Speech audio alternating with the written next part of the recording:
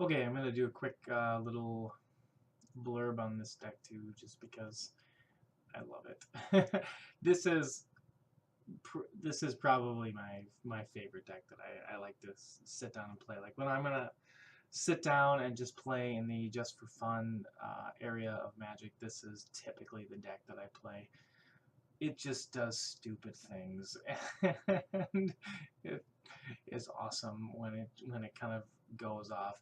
It's essentially your one of the historical Magic combinations of control decks is kind of like this blue-white control deck, and that's essentially what this is. It's just kind of like a Pauper version of blue-white control. It kind of does a bunch of blinky things to kind of control the board and draw cards and gain life. And so basically, as most kind of standard blue decks in Pauper do, they run a certain variation of preordains and ponders. So just kind of cycles through your deck, draws your cards, essentially just kind of thins out your deck and gives you a good idea of what you're going to be drawing and possibilities of shuffling and such. Um, the deck typically runs 4 lone missionaries, but I run the I've kind of come to the conclusion that I like running the Erishin Clerics. It gains me one less life, but it has the Erishin Cleric is a 1/3 and the Lone Missionary is a 2/1. The deck is traditionally more of a defensive deck, and so I just feel like the Erishin Clerics just do a little bit better job that um, against any kind of aggressive deck. They just block a little bit better, and the the the one extra life difference really isn't all that big of a deal typically. It runs one Core Sanctifier in the main deck. I don't know if this is great or not.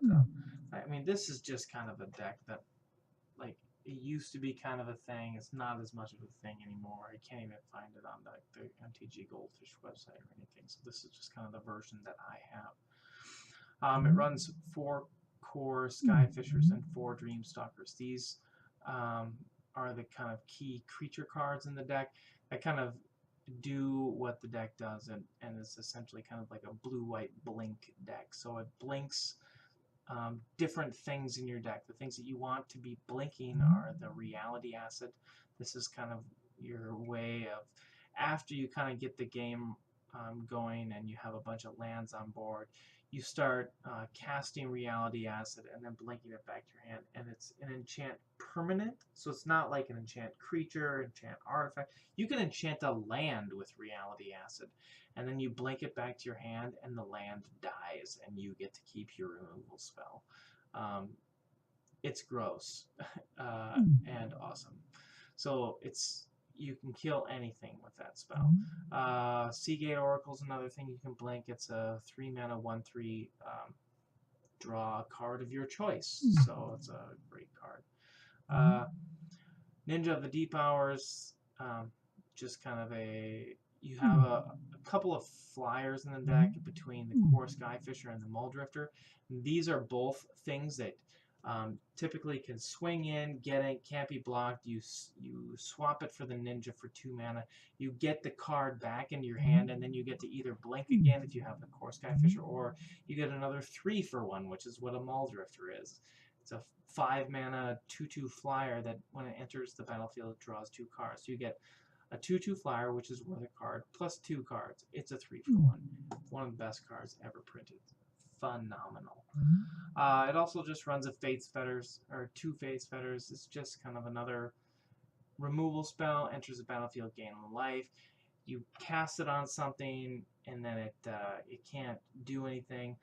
You gain 4 life. All of a sudden, something bigger comes along. You've got somebody who goes, well, I'm going to cast my Thangren's Marauder, and it's a 5/5. I go, oh, God, I'm going to cast my Face Fetters on it. Gain a couple life, blah, blah, can't attack for block. A couple turns later, they cast an Ulamog's Crusher, 8/8 unblock, or 8/8 attacks every turn, Annihilator 2. I go, wow, that sucks. I'm going to cast my core Skyfisher, bounce this back to my land, recast it back on that other thing. So, like, it's not something that you would typically want to do necessarily, change your removals, but like I'd much rather be doing that with Reality Acid and just killing both of the things. But that said, it is another option, and it is a fine way to gain life against like a burn deck if you're facing just like a mono red burn. The things that you want to be bouncing in that matchup essentially are the Erishing Clerics and the Face Fetters. So that's kind of how the deck goes. It's kind of the basic premise. Momentary Blink is the only other card. It's an instant spell, blinks a creature, and it has flashbacks. So this card, essentially, you're able to blink two things with it. So, you know, once from your hand and once in the yard. Runs an assortment of 22 different lands. The only thing, the Kabira Crossroads, enters the battlefield, gain 2 life. That's a pretty common thing. That's another thing that you want to be bouncing if you're facing like a burn deck. The Azorius Chanceries, they tap for 2 mana every turn.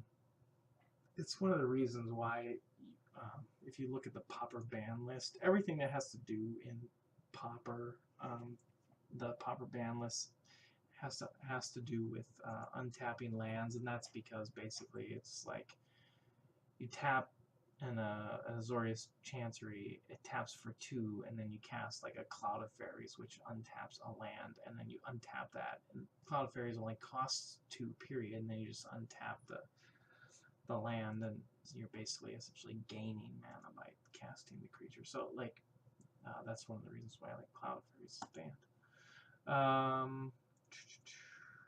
Otherwise, you know, Kabira Crossroads, Tranquil Coves, gaining life.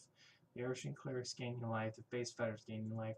This deck will gain you infinite amounts of life, and it just bounces a whole bunch of stuff by.